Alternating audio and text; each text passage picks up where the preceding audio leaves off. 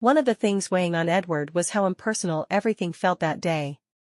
The captain of the guard, who usually engaged him in conversation, didn't so much as glance his way. He marched at the head of 6 soldiers who surrounded Edward, leading him toward the nearby square. The Queen sat on an elevated platform to the left of the pillory, seated in an ornate chair, looking like a living statue. Her gaze was fixed somewhere over his shoulder, her face unmoving, not a single muscle twitching. The only one betraying any emotion was Duke Croix, standing to the Queen's right, his face marked by unmistakable malice. Edward caught the Duke's smirk from a distance. It struck him as rather sad, for he knew that, in the end, they were all distant relatives. Had King David not shown mercy to Nicholas Ronar over a century ago, none of them would be here today. None of them would have been born. Each was a descendant of a different one of Ronar's children, the royal line traced back to Nicholas's eldest daughter, Anastasia, who married the heir to the throne. Duke Croix was a descendant of Nicholas's youngest daughter, Lucy. Ironically, he bore a French ducal title, theoretically inherited from his continental ancestors, though no title higher than count existed on the island itself. Edward's family roots, meanwhile, reached back to the daughter of David Ronar, Nicolasa Ronar's only male heir. But the mercy that had birthed this lineage was absent today, not because the Queen didn't want to show it, but because her stern guardian forbade it. Only now did Edward fully grasp how profound Nicholas Ronar's influence was on their family. It was reflected not only in the vibrant faith passed down through generations of his descendants, with exceptions like the undoubtedly faithless Duke Croix, but also in the names that recurred in their family. Nicolette was the feminine form of Nicholas. The soldiers led him close to the Queen, where they parted slightly. One of them moved to force him to his knees, but Edward was quicker and knelt before her of his own accord. For a fleeting moment, Nicolette met his eyes for the first time, and Edward could read in her gaze a sense of helplessness and reluctance to do what she was compelled to do. She glanced at the royal prosecutor, tasked with reading the verdict aloud once more. He stepped onto the platform by the pillory, where a soldier holding a scourge already stood ready. Another soldier handed the prosecutor a heavy brass-speaking trumpet, amplifying his voice far beyond the square's boundaries. Edward Sandcreek, you have been found guilty by the royal court of undermining the king's authority, an offense committed on the 30th of September, in the year of our Lord 1789, by aiding the escape of Rector Adrien Boucher, a conspirator against the monarchy. By the decision of the royal court, the offender shall receive 20 lashes and be immediately escorted to the harbor to leave the island. For 1 year, he is strictly forbidden from entering the territory of Lupe des Seines, under penalty of the highest punishment. The Queen no longer resembled a statue, instead, she openly displayed her displeasure with the situation. She frowned, glaring at the prosecutor. When he finished, it was her turn to speak, but she still hesitated, unsure of what to say. Duke Croix placed a hand on her shoulder, and she flinched. "Don't touch me," she hissed, barely audible, swatting his hand away. For a fraction of a second, she closed her eyes, then straightened and declared solemnly, "Let the law be carried out as it commands." She wanted to add something more personal but couldn't bring herself to do so. It wasn't necessary, though. Edward could imagine how she felt from the expression on her face. 2 soldiers pulled him back to his feet and led him toward the pillory. There, they removed the shackles from his wrists only to refasten them to iron rings fixed to the wooden structure. Edward felt his hands tremble as he clumsily removed his heavy coat and shirt. He struggled with the cufflinks, which he had only managed to fasten in prison with difficulty. Now, he couldn't unfasten them. One of the soldiers lost patience, roughly tore one of the delicate chains connecting the cufflinks, and yanked the shirt off his body. Edward felt the chilly autumn air against his skin. They secured him, and another soldier double-checked that the shackles were tightly fastened. Edward tried to breathe calmly, but his heart pounded in his throat. Out of the corner of his eye, he glanced at Nicolette, seated on the elevated platform. Despite her youth, she suddenly looked so fragile and weary that it pained his heart. His mind echoed with the words of God's promise, a voice assuring him that no punishment would come to pass. In stark contrast, the royal prosecutor's voice rang out again, loudly repeating the number of lashes the soldier was to administer. Edward thought of Jesus, who had been scourged far more brutally with a flagrum, a whip made of multiple leather straps embedded with bits of metal, bone, or lead balls. The purpose of such a scourging wasn't just to inflict pain but to tear skin and muscle. He believed God had told him nothing would happen to him, yet for a moment he wondered whether, compared to what Jesus endured, a mere scourging might indeed be what he meant by nothing. The soldier raised his hand for the first blow, and a murmur of discontent rippled through the crowd gathered in the square. Above all else, Edward kept turning over in his mind how well he truly knew God's voice. He knew that something could still happen, that God never lies, yet he felt a growing, instinctive fear, and also a deep sense of shame. He couldn't resist stealing another hurried glance at the Queen. In her eyes he saw worry, but also embarrassment, and a certain curiosity. She couldn't help but look at him, and Edward felt himself flushing red. She was the only person among the onlookers who mattered to him that day. He paid no heed to the discontented crowd surrounding him. "Shame on you," shouted someone from among the spectators, the words aimed not at Edward, but at those who had condemned him. As the soldier's arm descended and the scourge cut through the air, another sound rang out at the exact same moment, a gunshot. Edward flinched in fear, and so did the soldier tasked with punishing him. The scourge struck his back, but with far less force than it would have otherwise. The blow startled him more than it hurt. Edward's eyes sought the Queen, fearing for her life. But he realized that the one who had collapsed after the shot was Duke Croix, not her. Nicolette leapt from her chair in terror, glancing briefly at Duke Croix as several soldiers surrounded her to shield her from potential further gunfire. "No, let me go," she snapped, coming to her senses. Ignoring the danger, she pushed through them and shouted toward the pillory, "Stop immediately. That's my order. I grant Edward Sandcreek a pardon, as I intended from the start. I have no guardian now to approve such a decision, but don't you dare disobey me."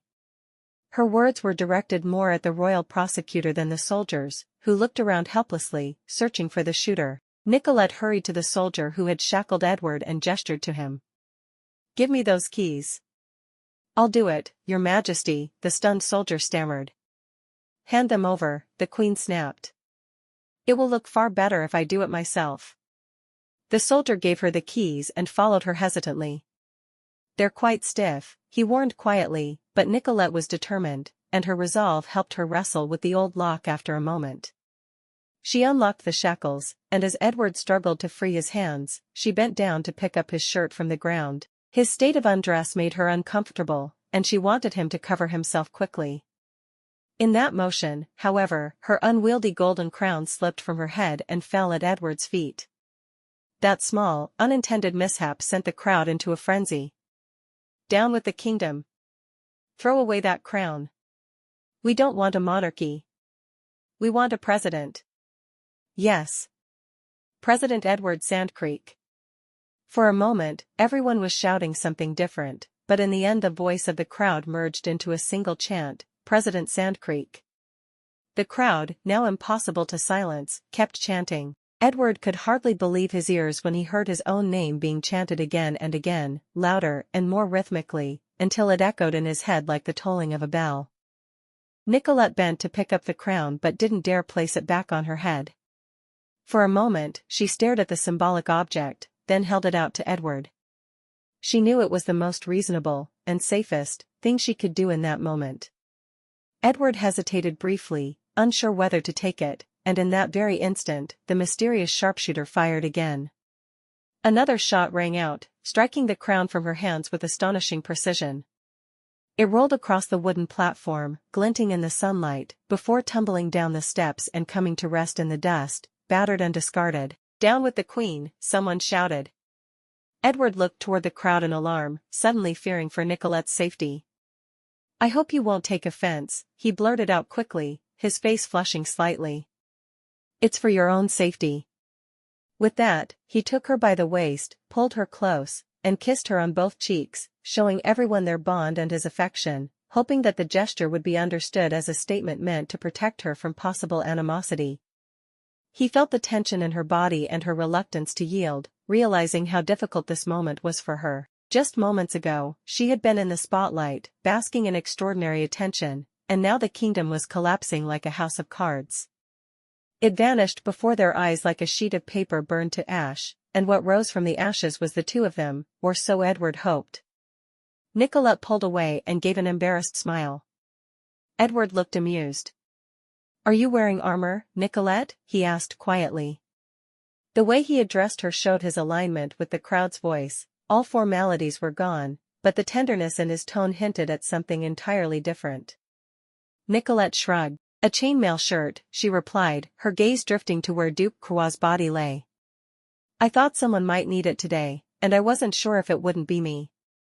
Edward raised an eyebrow, took his shirt from her hand, and gestured toward the steps. "I'd like to address the people," he explained quietly. "Go somewhere out of sight and keep a low profile.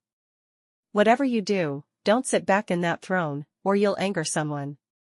The soldier who had been about to flog him still stood near the pillory but had wisely discarded the scourge. Edward looked at him and, with gentle but unwavering authority, commanded, "Get me that speaking trumpet and hold it for me, please."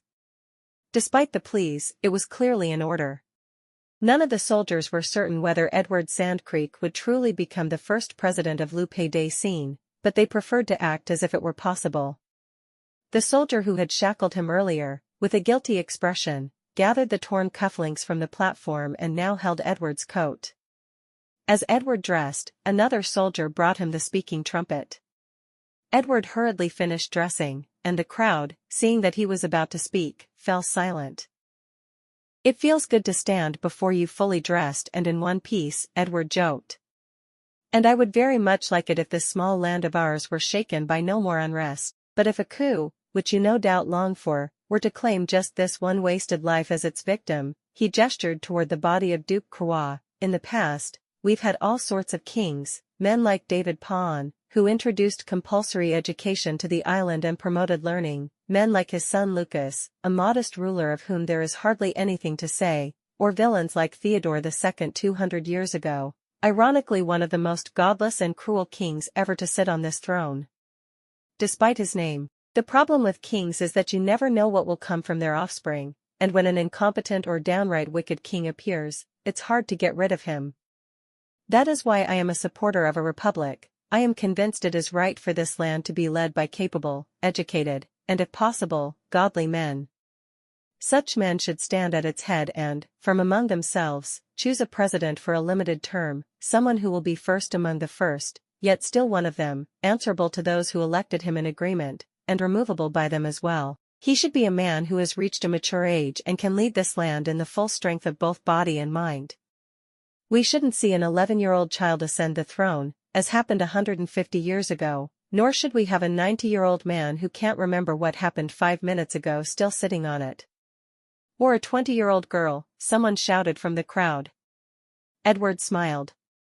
"I hold that 20-year-old girl in very high regard," he replied. "Leave her be. But in principle, I agree with you. The head of our nation should be someone tested and experienced. That is one of the many pillars of my vision of a republic. In the coming days, I would like to meet with the leading men of our land and give this idea a concrete form." Edward looked around at those gathered. He realized that many educated, respected, and wealthy men who shaped the fate of the entire island were listening to him intently. The first to step out of the crowd was the elderly Count René Ronard. Edward knew him only by sight, he guessed he was his great-uncle. As a descendant of one of the most prominent men on the island, he undoubtedly had something to say on the matter. With effort, he made his way up onto the platform and motioned for Edward to step back from the speaking trumpet. "As a representative of the local nobility, I suppose I should be the one to cast the first such vote," the spirited old man declared in a resonant voice, "and I hereby declare that I vote for Edward Sandcreek to become the first president of this land." As soon as Count Ronard finished speaking, several other prominent figures separated themselves from the crowd. One by one, they came up onto the platform and shook Edward's hand. Many of them would have rather seen themselves or their sons in his place, but that could come in time. For now, it was necessary to maintain order in the land and to push that old, rusty cart so it would start moving again.